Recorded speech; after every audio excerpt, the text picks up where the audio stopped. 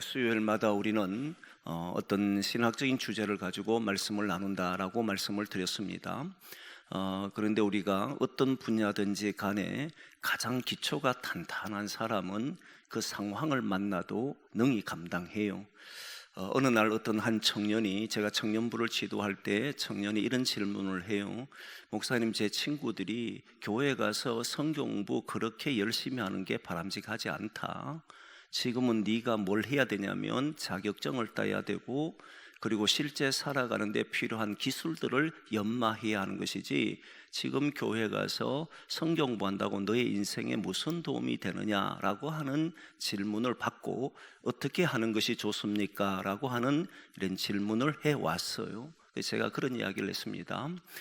운동선수이든지 예능을 하는 사람이든지 어떤 분야이든지 간에 필드에 나가서 바로 뛰지는 않는다.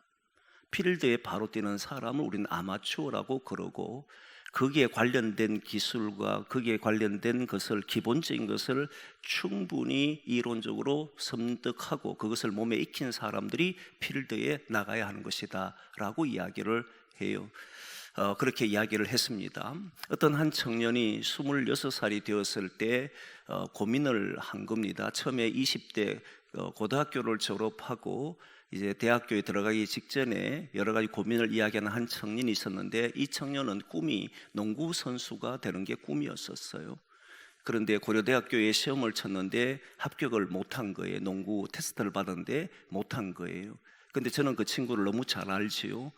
그 친구는 어떻게 했냐면, 가정에 너무 어렵기 때문에 매일 이제 우리 신천이라든지 우리 동구에 있는 이런 어떤 천에 나가서 하루에 2시간씩 매일 연습을 했어요.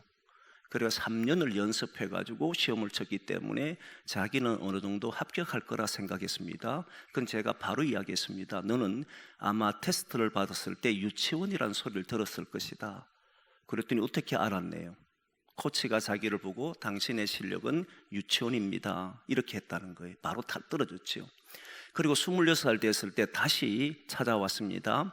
이 친구는 이제 인천에, 지금은 그게 사라졌지만 인천 전자랜드에 시험을 치게 된 거예요. 다시 농구의 꿈을 가지고. 전에는 하루에 2시간밖에 연습하지 못했는데 4시간을 연습했다는, 2배로 늘려서 열심히 연습해서 이제 프로의 팀에서 선수를 선발한다, 연습생을 선발한다는 이야기를 듣고 가서 테스트를 받았다는 거예요. 그때 제가 똑같이 얘기했습니다. 그의 답을 듣기 전에 너의 실력은 유치원이라고 들었을 것이다. 어떻게 아니에요? 그 친구는 정식으로 농구에 입문한 적이 없습니다.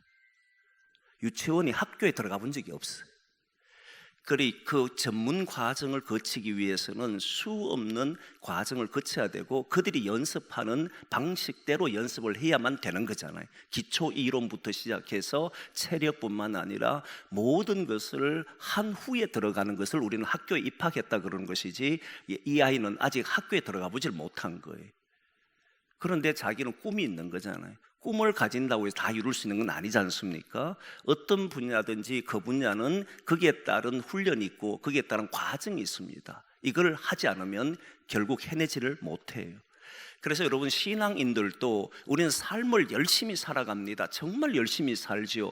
태어나면서부터 삶의 문제와 부딪히며 살아갑니다. 이 세상 속에서 우리는 태어나서 많은 일들을 경험하는데, 삶에서 다양한 문제를 부딪히면서도 여전히 이 삶이 무엇을 만들어 어떻게 되는지, 어떻게 살아가는 것인지, 그 삶에 대한 기본적인 것을 배워본 적이 없는 거예요. 그냥 실전만 있다 보니까, 필드에만 있다 보니까 결국은 그 삶에 대한 정리를 못한 채 삶의 문제와 부딪히니까 계속 갈등을 느끼고 그 안에서 허덕이고 괴로워하는 거예요.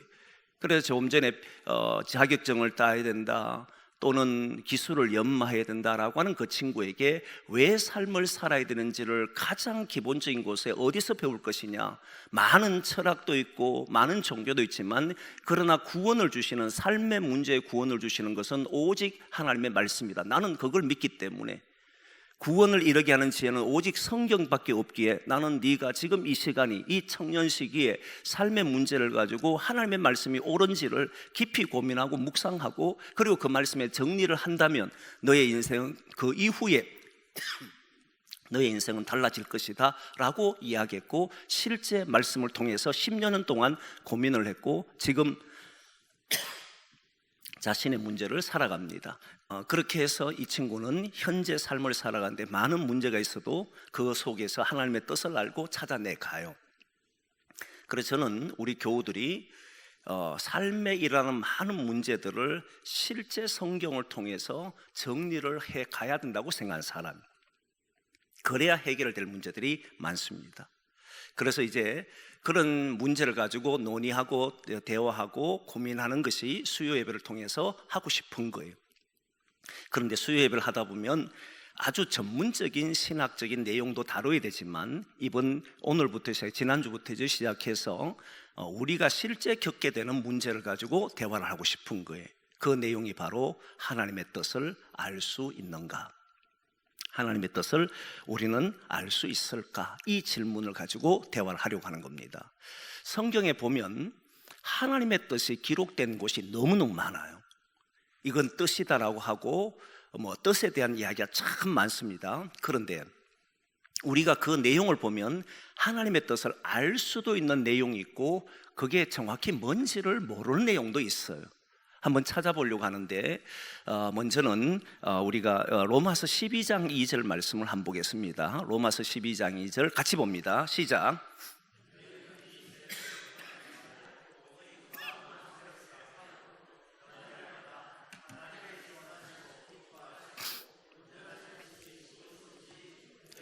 그대로 더 봅니다. 온전한 뜻이 무엇인지, 하나님의 선하시고 기뻐하시고 온전한 뜻이라 했잖아요. 근데 이게 뭔지 어떻게 분별해요? 모호한 거예요. 바꿔도 됩니다.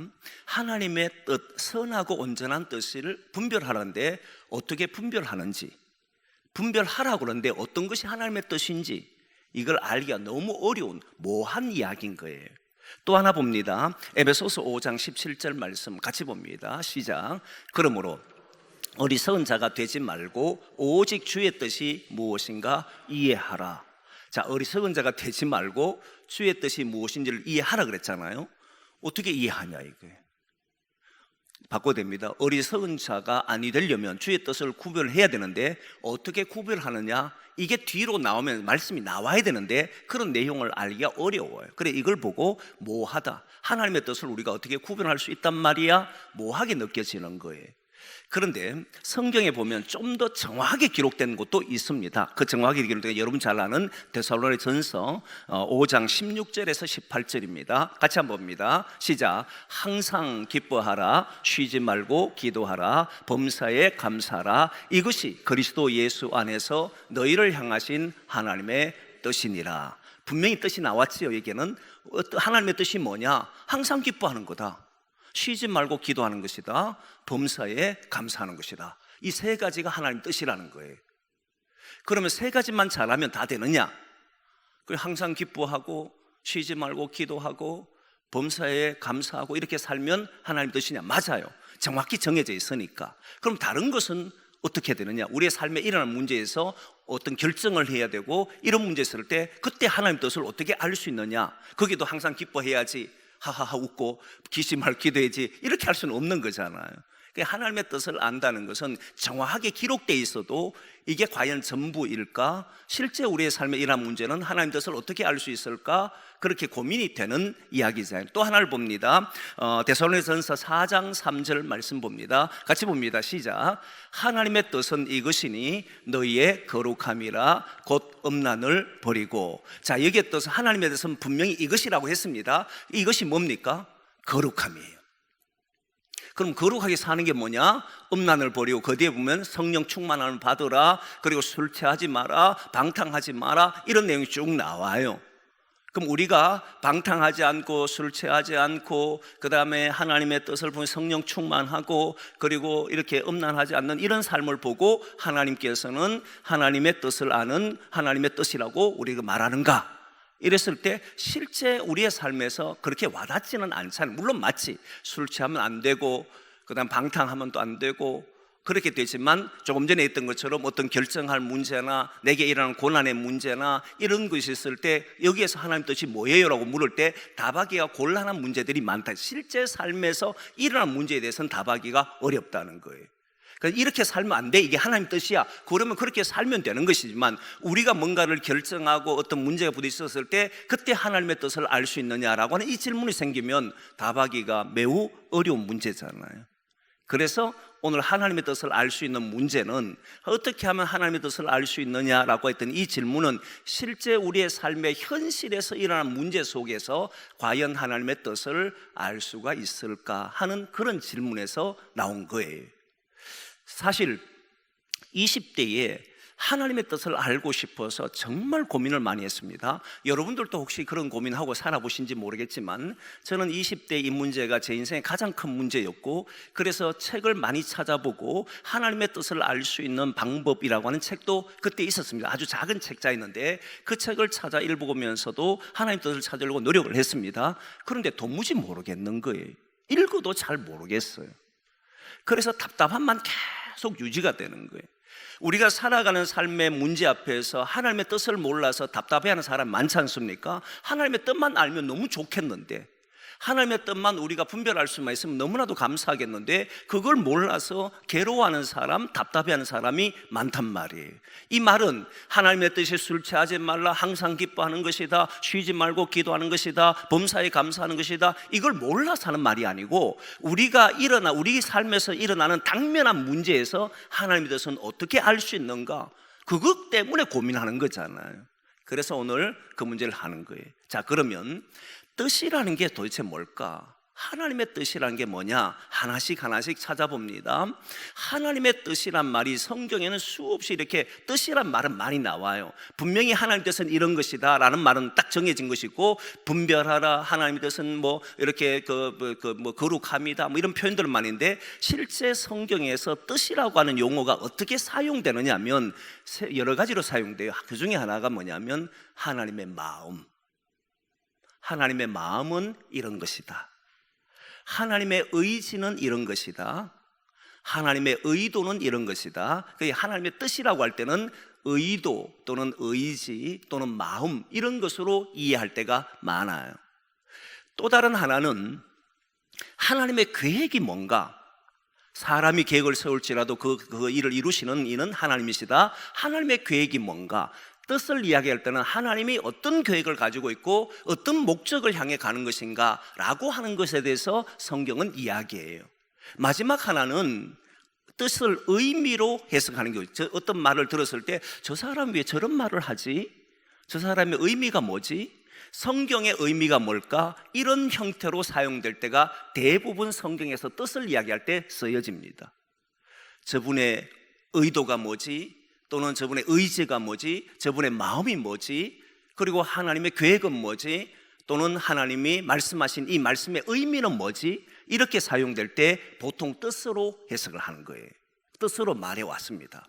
그런데 여기에서 우리는 조금 더 실질적으로 돌아옵니다. 저는 말씀을 가지고 그 말씀의 뜻한 바를 찾는 것을 너무 좋아하는 사람이잖아요. 여러분들 아시다시피. 그런데 오늘은 우리의 삶에서 출발해서 성경으로 조금 접근해 보려고 합니다. 우리의 삶에서 성경을 접근하는 방식은 그렇게 좋아하지는 않습니다, 저는. 그러나 하나님의 뜻을 알기 위해서는 우리의 삶에서 하나님의 뜻을 언제 묻느냐를 조금 더 보면 명확해져 가요. 우리가 삶에 살아가면서 하나님의 뜻을 물을 때가 있지 않습니까? 여러분들 물은 적이 있을 것이고 저는 많이 물었던 적이 있습니다. 그 문제가 해결되고 난 이후는 다시는 하나님의 뜻을 묻질 않아요. 하나님의 뜻을 묻는 기도는 거의 하지 않습니다. 알게 되면 물을 이유가 없으니까. 그런데 우리의 삶에서 언제 하나님의 뜻을 묻는지를 잘 살펴보면 이게 과거, 현재, 미래와 다 연결되어 있다는 걸 알게 됩니다. 주로 언제 묻느냐면 미래의 문제 때문에 물어요. 사업을 뭔가 시작하거나 집을 새로 얻기를 위해서 하거나 또는 직장에 들어가기 위한 것이나 또는 자녀들이 대학교에 가거나 어떤 진로 문제 있을 때를 위해서 기도하거나 어떤 미래의 문제에 관해서 하나님의 뜻을 묻는 경우들이 많습니다. 하나님이 어떤 계획을 가지고, 이런 계획과 비슷한 거잖아요. 하나님의 뜻이 어디 있습니까? 하나님께서는 내가 이걸 하면 좋겠습니까? 이렇게 이야기하는 사람들이 대체로 하나님 뜻을 구해요. 왜냐하면 거기에는 뭐가 있느냐면 실패하지 않으려고 하는 마음, 그리고 거기에는 책임을 지지 않으려고 하는 마음도 함께 있습니다. 이 두 가지 마음이 미래와 연결해서 들어있는 마음이에요. 실패를 하지 않으려고 하는 그 마음은 어떤 마음이냐면 불안하다는 거예요. 미래가 어떻게 펼쳐질지는 사람은 아무도 모릅니다. 그러다 보니까 하나님의 뜻을 이용해서, 하나님의 뜻을 인용해서 이건 하나님의 뜻이라고 받아들이면, 묻게 돼서 이건 하나님 뜻이요라고 말하면 대단히 자신감이 생기잖아요. 미래가 불안하니까. 여기에서 이제 일어나는 거예요. 예를 들면 지금도 사업을 앞두고 있는 사람이 그렇게 기도하지만 과거에서부터 지금까지 이 문제에서는 벗어나질 못했습니다. 예전에 십자군 전쟁을 치르기 전에 이제 프랑스에서 한 공회를 열었고, 거기에서 이제 한 사람이, 자기 왕이 이제 이야기하기를 하나님의 뜻은 성지를 회복하는 것이다라고 천명을 했어요. 그러니까 사람들이 이게 하나님이 우리에게 준 것이 성지 예루살렘을 회복하는 것이구나 라고 하는 것으로 동의해서 십자군 전쟁이 본격적으로 일어났습니다. 이때 사람들이 썼던 내용이 뭐냐면, 그때 당시 황제가 썼던 내용이 뭐냐 했을 때에 하나님께서 하나님의 뜻이 성지를 회복한다는 미래에 대한 이야기를 해줬는 거예요. 전쟁을 나가던 사람들은 항상 하나님의 뜻을 물었습니다. 그게 응답을 받든 응답을 받지 못했던 중요한 것이 아니고 사람들의 마음에 뭘 없애려고 한 거예요? 불안감을 없애려고 한 거예요. 불안 마음을 줄이고, 하나님께서는 이것을 우리에게 주셨다, 그러니까 담대한 마음을 가지고 나갈 수 있도록 만들기 위해서 한 사람도 있었고, 실제 응답을 받고 간 사람도 있습니다. 오늘날에도 어떤 것을 선택할 때에 너무 두려우니까 하나님 앞에 기도하고 그 기도를 통해서 하나님의 응답이 있었습니다라고 분명히 선포하면 괜히 옆에 사람도 자신감이 생기는 거잖아요. 이 불안을 해소하는 문제로 인해서 이렇게 기도를 해왔다는 거예요. 그래서 오늘날에도 이걸 잘 이용하는 사람들 중에 목회자도 있고, 기도하는 사람들 중에도 그걸 기도하면서 뭔가 느낌이 오고, 뭔가 소리가 들려오고, 뭔가 마음에 그런 모습이 생기면 그게 너무 좋은 거예요. 저도 한번 그런 경험들을 많이 하지만 꿈을 꾸다 보면 성도들이 얼굴에 보이기도 하고, 그리고 여러 가지 상황이 보이기도 하잖아요. 그럼 제가 이제 그런 이야기, 혹시 집에 뭐 좋은 일 있습니까? 물으면 왜 그러냐 했을 때, 꿈에 당신이 보입니다 이러면 좋은 꿈입니까? 나쁜 꿈입니까? 제 얼굴이 아주 밝게 나옵니까? 어둡게 나옵니까? 막 이렇게 물어요. 근데 묻는 이유가 뭐라는 거예요? 하나님이 보여주셨다 생각을 하는 거지. 그래서 하나님 보여주셨다니까 거기에서 자신감도 없고 불안함도 해소하고 싶은 뭔가가 가정에 있었는데 그것이 해결되는 그런 마음을 갖고 싶은 거잖아요. 그런 의미로 우리는 많이 받아들여요, 지금도. 그래서 소위 우리가 기도하거나 또는 목회자에게 뭔가 소리를 들으면 불안한 미래가 갑자기 해소되는 느낌이 들잖아요. 이런 형태로서 지금도 묻고 있다는 거예요. 그래서 하나님의 뜻을 언제 묻느냐면, 미래를 위해서 뭔가를 결정할 때, 또는 앞으로 뭔가를 하고 싶을 때, 이럴 때에 대부분 하나님의 뜻이 어디 있습니까? 이렇게 많이 물어요. 그 다음 두 번째는 언제 묻느냐면, 과거와 많이 묻습니다. 과거와 묻는 점은 어떤 점이냐면, 실패했을 때, 뭔가 해도 안 되고 자꾸 무너졌을 때, 그러면 사람들이 너무 힘들잖아요. 너무 힘들어가지고 하나님, 도대체 하나님의 뜻이 어디 있습니까? 이렇게 묻는 거예요. 대부분 뭔가 안 되면, 사업이 실패하거나 자기 길을 가다가 안 되고 이러면 묻는 것이 하나님의 뜻이 도대체 어디 있는지를 모르겠다, 이렇게 물어요. 대부분은 실패했을 때입니다. 신학교에 처음에 들어가면, 신학교 가면 처음에 낯선 사람들이 다 모였을 거잖아요. 다 사방각지에서 오니까. 그런데 이제 교수님들이 한 번씩 이제 자기 소개를 하게 돼요. 그리고 묻는 말이, 어떻게 해서, 우리 모임도 하고 이럴 때 보면 어떻게 해서 당신이 신학교에 왔습니까? 라고 물으면 그게 대부분 상당수가 뭐라고 얘기하냐면 사업에 실패하고, 그 다음 내가 가는 길이 잘 안 되고, 그랬을 때 내가 어리석게 하나님의 뜻을 몰라서 그랬는데 이제 하나님의 뜻을 알았다는 거예요. 그 내가 사업하면 안 되는 사람인데 사업에서 무너졌고, 하나님의 뜻은 내가 목회자가 되는 것이 하나님의 뜻이었다. 그래서 실패했을 때 물어본 거지. 물어봤을 때 뭐가 일어났다는 거예요? 이 사업은 하나님이 못하게 하셨는데 내가 어리석게 판단을 하지 못해가지고 그렇게 일을 택했고, 이제는 하나님의 뜻을 알았으니까 일로 왔다는 거잖아요. 그때 뜻을 깨달았다는 건 언제 무슨 문제냐면 실패했을 때, 뭔가 자꾸 막혔을 때, 가는 길이 잘 안 될 때, 그때 하나님의 뜻을 묻습니다. 목사님은 그렇게 물으셨나요? 물으면 저는 아닙니다. 저는 목회자가 된 것은 내가 과연 이 목회자가 되는 것이 옳은지에 대한 질문을 했고, 미래를 위해서 기도했고, 거기에서 응답을 받고 온 거예요. 그러나 어쨌든 사람들은 실패해서 오는 경우들이 많았다는 거예요. 하나님의 뜻을 묻는 경우, 저도 20대에 물었던 질문이 왜 그러냐면, 가는 것마다 안 돼요. 공무원 시험 쳐도 안 돼, 대학교 시험 쳐도 안 돼, 뭘 해도 안 돼, 심지어는 면허 시험 치러 갔는데 떨어져. 이렇게 자꾸 실패하니까 무슨 생각 드냐면, 하나님의 뜻이 도대체 어딨냐고. 이게 얼마나 고민되겠습니까? 왜 자꾸 실패하냐고. 하나님 나를 인도 좀 해주셔야지. 이렇게 하는 고민 때문에 던졌던 질문이들이에요. 마지막 하나는 현실 문제 때문에. 현실 문제는 과거와 미래가 다 포함된 문제일 수도 있지만, 현실에 일어나고 있는 문제 때문에 고민하는 거예요. 실패해서 묻는 문제도 있지만, 현재 갑자기 닥쳐서 아직 해결되지 않은 채 너무 괴롭고 힘든데 해결될 기미는 보이지 않고, 왜 이런 일이 내게 일어난지를 모를 때, 내게 일어나긴 일어났는데 그 고난이 왜 갑자기 나에게 닥친지 모를 때, 그때 많은 사람들이 질문하는 거예요. 하나님의 뜻은 어디에 있습니까? 왜 내가 이런 고난을 받아야 됩니까? 내가 왜 이런 현실 속에 살아야 합니까? 내가 왜 이런 아픔 속에 놓여야 됩니까? 이런 질문을 하더라는 거예요. 그런 거 보니까 우리가 하나님의 뜻을 묻는 모든 질문은 우리의 삶과 연관해서 미래에 결정할 일이든 현재의 문제든 과거에 실패했던 문제든 이렇게 연관해서 질문을 하더라는 겁니다. 그러면 하나님의 뜻은 어디 있는지 우리는 어떻게 알 수 있을까? 과거나 현재나 미래에 답을 줄 수 있는 하나님의 뜻은 알 수는 있는 것일까? 이게 이제 관건이잖아요. 성경에 하나님께서 우리에게 보여준 뜻이 정확히 있습니다.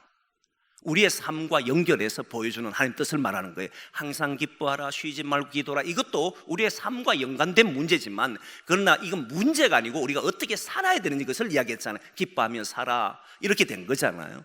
실제 우리의 삶과 일어나고 있는 고민과 아픔과 그리고 눈물과 과거의 실패와 앞으로 닥쳐올 문제에 대해서 우리가 어떻게 판단해야 하며, 이런 모든 것에 답을 주는 것이 성경에 있는가라고 했을 때 있다는 거예요. 한번 보겠습니다. 이게 주기도문에 나오는데 한번 보겠습니다. 마태복음 6장 10절 말씀입니다. 마태복음 6장 10절 같이 봅니다. 시작.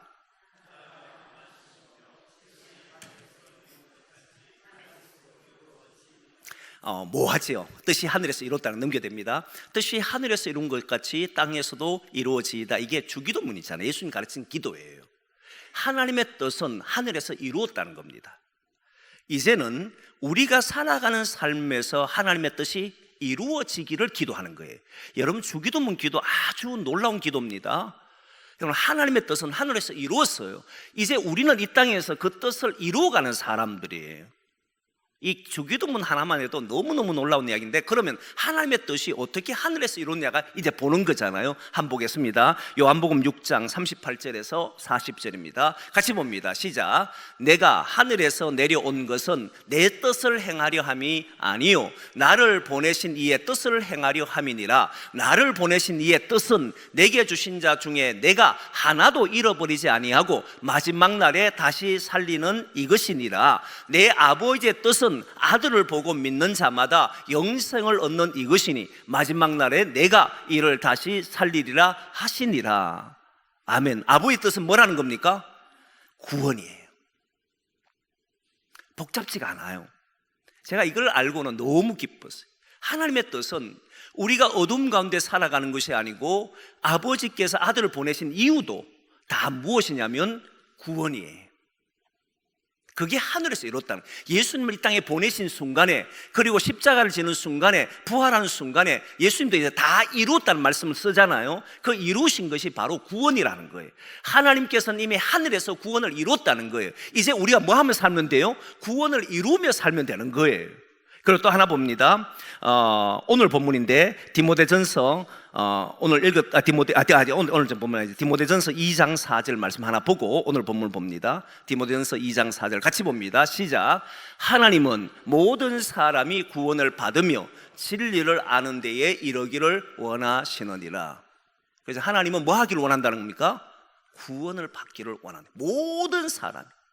모든 사람이 구원받기를 원하는 것이 하나님의 뜻이라는 거예요. 그리고 오늘 본문을 볼까요? 오늘 베드로후서 3장 8절 9절 말씀입니다. 같이 봅니다. 시작.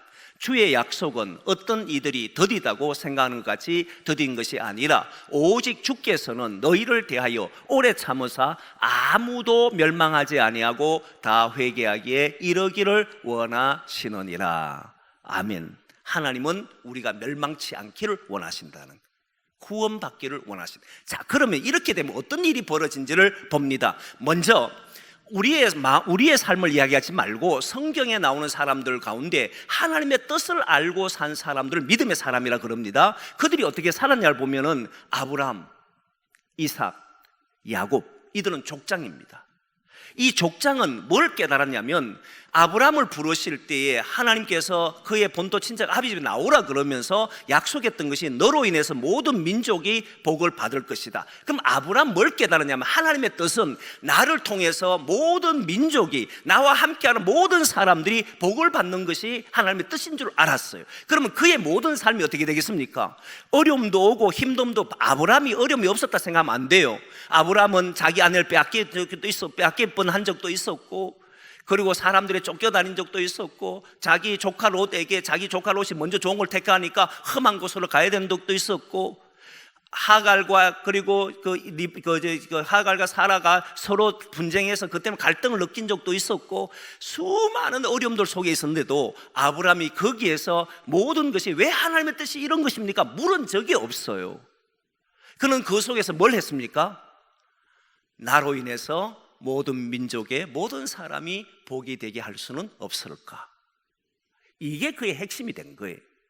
이삭도 동일했습니다. 이삭이 흉년이 들어서 이제 애굽으로 내려가려고 할 때 블레셋 땅 곳에 도착하니까, 그랄 땅에 도착하니까 하나님이 이곳에 머물러 그랬잖아요. 그는 머물렀습니다. 그러면 흉년 기간이에요. 머물면 고통당합니다. 그런데 그는 거기서 뭘 하냐면, 왜 하나님 여기에 머물러 이렇게 고생하도록 합니까? 하나님 뜻이 뭡니까? 내가 이걸 선택해야 됩니까? 이렇게 묻질 않았었어요. 그는 어떻게 하냐면 농사를 지었던 거잖아요. 미련하잖아요. 어리석잖아요. 왜 흉년 때 농사를 짓냐 이렇게 생각할 수 있는데 농사를 짓는 거예요. 그러니까 그 해에 100배의 복을 누리더라. 근데 또다시 그랄왕 아비멜렉이 자기가 판 우물을 빼앗아 갑니다. 사람들이 또 우물 빼앗아가 두 번째 빼앗겨서 세 번째 가서는 르봇이라는 곳에 가니까 드디어 자기의 것이 되잖아요. 그럼 그 당시에 목 주고 파는 사람들의 가장 중요한 게 우물인데, 내가 힘써서 파는 이 우물을 빼앗아 갑니다. 그러면 속이 상하지. 하나님 왜 저들이 나를 이렇게 빼앗아 갑니까? 왜 나를 우물 파괴했습니까? 하나님의 뜻이 도대체 어디 있습니까? 이렇게 묻질 않은 거예요. 로봇이 어디 있습니까? 하나님이 나를 택하시도록 가도록 한 곳이 어디 있습니까? 이렇게 묻지도 않았어요. 이삭은 자기가 한 행위가 그 지역 사람들에게 복이 되니까 추고 떠나는 거예요. 하나님 뜻을 아니까. 물을 이유가 없잖아요. 내가 어디로 갈까? 물을 이유가 없어요. 오늘 내가 이거 할까? 물을 이유가 없어요. 그는 뭘 생각하냐면, 이것이 주의 복이 될 수 있을까? 이것이 다른 사람에게 구원이 일으킬 수 있을까? 이것이 내가 한 이 행동이 다른 사람에게 복이 되느냐? 이것만 가지고 행동했던 겁니다. 그러니까 삶의 문제에 대해 가지고 하나님 뜻이 어디냐 묻지를 않아요. 물을 이유가 없는데 아는데 뭐. 요셉도 마찬가지. 요셉도 애굽의 그 형들에 의해 팔려가지만 거기에 가서 노예로 살면서도 열심히 삽니다. 다른 종들은 힘들어할 때 이 요셉은 거기에서 주인을 위해 삽니다. 다 맡겨줘요. 그런데 그 아내가 유혹 옵니다. 그때 이야기하죠. 내가 어떻게 큰 죄악을 범하겠습니까? 이 큰 죄악은 하나님 앞에서 내가 큰 죄를 짓겠습니다. 이렇게 이야기해요. 하나님 앞에 큰 죄를 뭘로 생각하냐면 아버지의 뜻을 저버리고 사는 것이잖아요. 하나님 뜻이 뭐냐면 만민을 구원하려고 하는 것으로 나를 보내셨는데 내가 이 가정을 파괴할 수 있습니까? 이 가정을 무너지게 할 수 있습니까? 내가 억울함을 당하여도 그래 감옥에 갔잖아요. 형들에 팔렸잖아요. 노예로 살았잖아요. 그러면 도대체 왜 나의 노예로 삼았습니까? 하나님이 꿈을 주셨는데 나에게 꿈을 주실 때는 내가 해, 달, 별들이 내게 절한다고 했지 않습니까? 볕짐단이 내게 절한다고 했지 않습니까? 근데 내가 왜 이렇게 살아야 합니까? 이렇게 묻질 않았잖아요. 그렇지 않나요? 그런 거 안 물어요. 저도 20대 고민에 왜 자꾸 실패합니까? 하나님께서 나를 목회자로 세운다는데 왜 시험에 자꾸 떨어집니까? 이런 질문을 하고 살았단 말이에요. 그런데 하나님께서 나를 통해서 구원을 하신다는 것을 아니까 그때부터는 그런 질문을 안 해요. 힘들면 여기에서 하나님의 구원은 어떻게 일어날 수 있을까? 어렵고 괴로우면 하나님의 뜻을 어떻게 펼칠 수 있을까? 이것만 딱 가지고 기도하면 되죠. 그러니까 지혜를 구할 수밖에 없거든요. 그러니까 이삭도 똑같아. 이삭은 하나님이 만민의 생명을 구원하려 하신다는 것을 알고는 그는 12명의 형제 중에 11명은 그 뜻을 몰랐습니다. 그런데 요셉만, 야곱의 11명 아들 몰랐지만 요셉만 그 뜻을 아니까 묻지도 않고 괴로워하더라도 거기에서 절망하지도 않잖아요. 거기서 오히려 모든 일을 만민의 생명을 구원하기 위해서 하잖아요. 형들이 자기한테 와서 그 무릎을 숙였을 때 그를 복수하지 않지 않습니까? 그 모든 것은 하나님의 뜻이 명확했다는 거예요. 모든 사람을 구원하고 나로 인해서 복을 전하라고 하시는 것이구나. 이게 명확했다. 모세도 마찬가지였습니다. 모세도 가기 싫어했잖아요. 그러나 하나님께서 애굽에 있는 이스라엘 백성을 건져내라는 사실을 알게 되는 순간, 나는 그걸 하겠습니다는 순간에 하나님의 뜻을 아니까 거기에는 어떤 불평도 원망도 없어요. 이제는 그 일을 하잖아요. 다윗 보시면 똑같아요. 다윗도 많은 모든 민족의 복이 되게 한다는 생각하니까 다윗을 통해 그 시대의 사람들이 다 안전히 가잖아요. 하나님의 뜻을 아는 사람은 이렇게 사는 거예요. 도대체 하나님 뜻이 어디 있습니까? 무엇을 위해 내가 살아야 됩니까? 이러려고 나를 이곳에 보냈습니까? 이렇게 묻지를 않아요.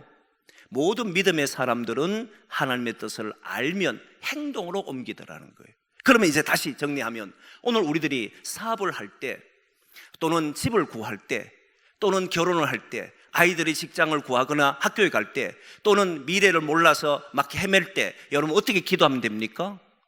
이것이 하나님 이 자녀가 또는 이걸 택하는 것이 하나님께서 구원을 베푸시는 길입니까? 이걸 통해서 모든 사람이 기쁨을 누리고 평안을 누리고 거기에서 자유를 누릴 수 있는 일이 됩니까? 딱 이렇게 물으면 되는 거거든요. 그게 옳다 그러면 뭐 하면 돼요? 하면 되는 거죠. 이 일을 통해서 다른 누군가가 복이 되느냐를 물어보고 다른 모든 사람들이 이 일을 통해서 하나님의 뜻을 알고 그 안에서 자유를 누리고 평안을 누릴 수 있느냐 물어보고 그것이 맞다면 하면 되는 거잖아요. 왜 이렇게 하나님의 뜻이 뭔지를 몰라서 헤매는 그런 기도를 하지 않는다는 말이에요. 이것이 옳다면 가는 거예요. 만약에 과거에 실패를 했어요. 실패를 가지고 하나님 뜻을 묻지 않습니다. 거기에서 뭘 하냐면 이 실패를 통해서 나는 오늘 다시 어떻게 하면 일어설 수 있을까? 하나님 분명히 나를 여기에 머물게 하지 않고 구원하시는 하나님이 뜻인데 하나님은 나를 구원하신데 내가 이 속에 가두어서 어둠은 나로 하여금 이 속에 가두어가지고 두렵게 하고 불안하게 자기 삶을 이기지 못하도록 할 것인데 그런데 하나님은 나를 여기에 건지셔서 나를 새롭게 열 것을 믿고 뭐 하겠습니까? 도전하는 거잖아요. 과거의 얽매여서 자기를 무너뜨리지를 않는다는 거예요. 현재 고난이 옵니다. 현재 아파요. 이해할 수 없는 질병들이 일어나고 이해할 수 없는 사고들이 생깁니다. 그때 하나님 뜻이 어디 있느냐? 아니요. 하나님 뜻은 네가 여기에서 이 모든 어려움에서 이겨내라. 이게 하나님의 뜻이거든요. 너는 여기에서 오히려 네 삶이 복이 되게 하라. 네에게 고난이 일어났지만 이 고난이 오히려 많은 사람들에게 구원을 일으키는 걸 하라. 그래서 바울은 위로의 하나님을 이야기할 때 내가 이렇게 큰 고통, 살 소망마저 끊어진 이 고통 속에 있을 때 이것이 너희에게는 뭐가 된다? 위로가 된다. 오히려 사람들에게 위로가 되기 때문에 이 사람은 하나님의 뜻이 어디냐 묻지를 않았어요. 하나님은 나를 통해서 여러분을 위로하려고 하십니다. 이렇게 나온 거지. 하나님의 뜻은 구원이라는 거예요. 이게 명확합니다. 하나님 뜻을 알 수 있느냐? 알 수 있지요. 하나님 뜻은 단 하나입니다. 하나님 뜻은 저와 여러분이 어둠에 갇혀 살지 않고 구원받기를 원하신다. 과거에 실패한 것들은 우리에게 두려움을 주려고 하고 무너지게 하려고 하고 그게 못 벗어나게 하려고 하는 것이 과거에 주는 어둠이라면 저와 여러분들의 하나님의 뜻은 거기에 매이지 말고 일어나라. 거기에 속박당하지 말고 거기에서 벗어나라. 이게 하나님 뜻인 거예요. 오늘 내가 고난당하고 아픔을 당해서 이해할 수 없는 환경이 일어나거든. 그때 내 속에서 앞으로 어떻게 해야 되지? 이런 속에서 나는 어떻게 살아가지? 그 생각하지 말고 여기에서 주님은 담대하라고 하시는 거구나. 오히려 나는 이걸 통해서 내 모든 사람들에게, 내 주변의 모든 사람들에게 나는 기쁨을 주며 살겠노라. 딱 하는 순간에 여러분 놀랍게도 하나님 뜻이 뭔지를 바로 알아요. 저와 여러분 그렇게 살기를 원합니다. 하나님 뜻이 어디 있느냐 묻지 마십시오. 하나님의 뜻은 저와 여러분이 어둠에 갇혀 살지 않고 주님 주신 빛 가운데서 영원한 행복과 영원한 자유 속에 살기를 원하신다. 그럼 그걸 위해서 걸어가면 되는 거거든요. 앞으로도 고난이 올 겁니다. 앞으로도 불안한 선택해야 될 일이 있을 겁니다. 두려워하지 마시고 하시라. 딱 하나, 주님은 이것을 통해서 구원을 일으키시기를 원한다. 이 하나만 딱 생각하고 모든 것이 하나님 뜻인 줄 알고 함께 걸어가기를 소망합니다.